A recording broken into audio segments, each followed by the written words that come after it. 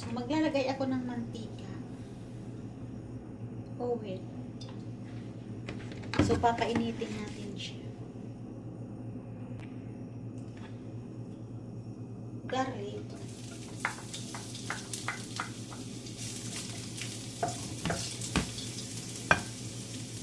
Ginger. Hindi natin siya pagsasamahin. Hindi natin i-mix.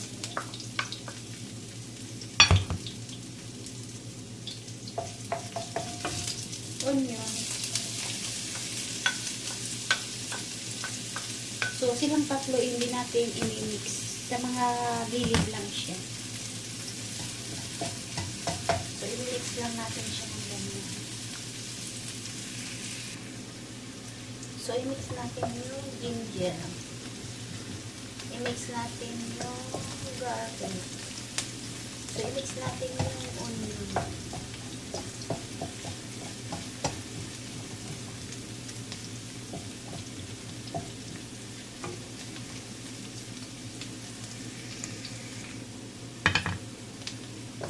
So, i-mix natin yung onion. So, tatlo siya sa gilid lang. Para tipid tayo sa gas. So, garlic i-mix natin. So, yung garlic nagba-brown na siya. Ganun din ang si onion. So, parehas na sila mabango. O, diba?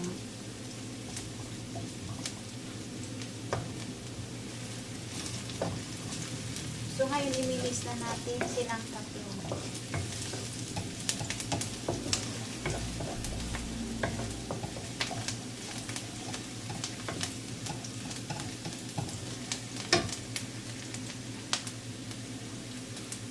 So, inalagay ko na yung pork. In-slice ko lang siya na ganito, kalimit siya. So, ilagay na natin yung pork. So, i-mix natin.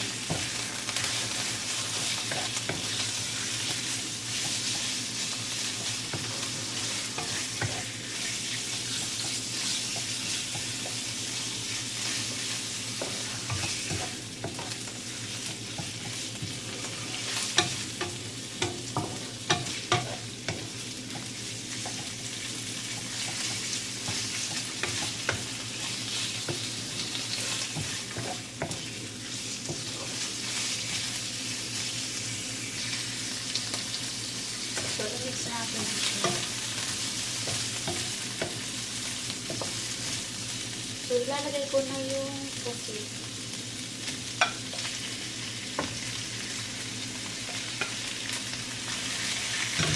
So, i-mix natin.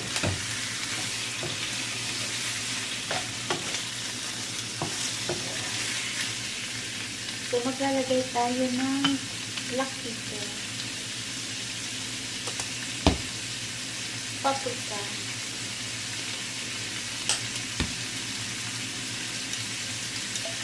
One spoon na sauce beans.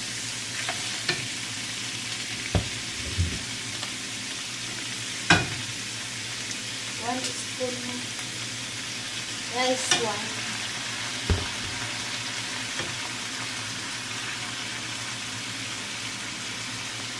Seaweed. So, i-mix natin.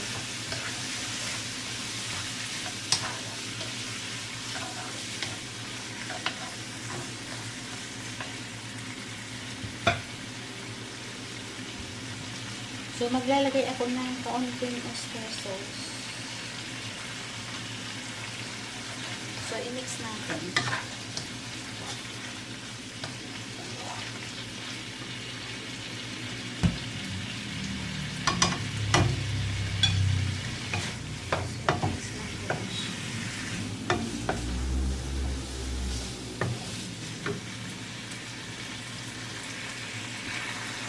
Maglalagay ako ng magic sarap. So, i-mix natin. So, titikman natin yung lasa kasi i-steam natin siya.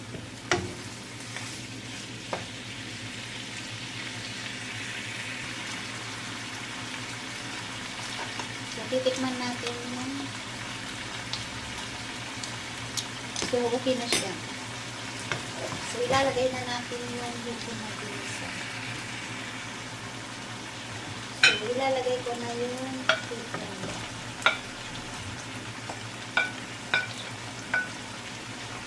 So i-mix natin.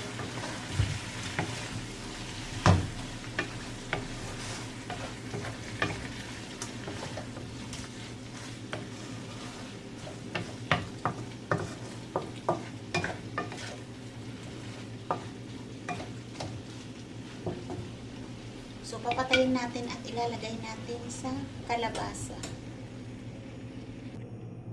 So, itong kalabasa, hiniwa ko na siya. Ayan siya. So, ilalagay natin sa gilid. So, ilalagay na natin yung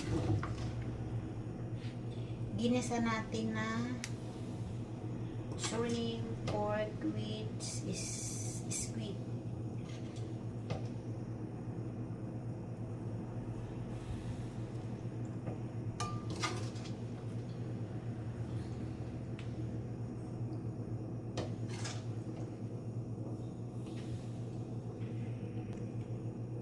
So, ngayon, tatakpan na natin siya.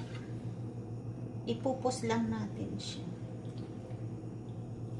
At i-steam natin siya. So, i-steam natin siya. So, i-steam na natin ng 20 minutes. Ipos lang natin yung cover. Tapos, takpan natin.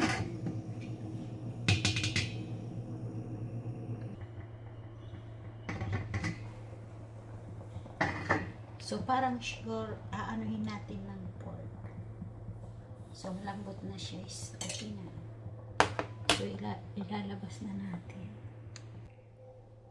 So, tatanggalin na natin yung cover niya. So, malambot siya. So, ilalagay lang natin sa gilid. Nakasama yung hipon. So, i-arrange lang natin. So, ayan na siya. Guys, maraming salamat po sa lahat ng nanonood. God bless po. Guys, thank you for watching. Bye-bye. Love you po.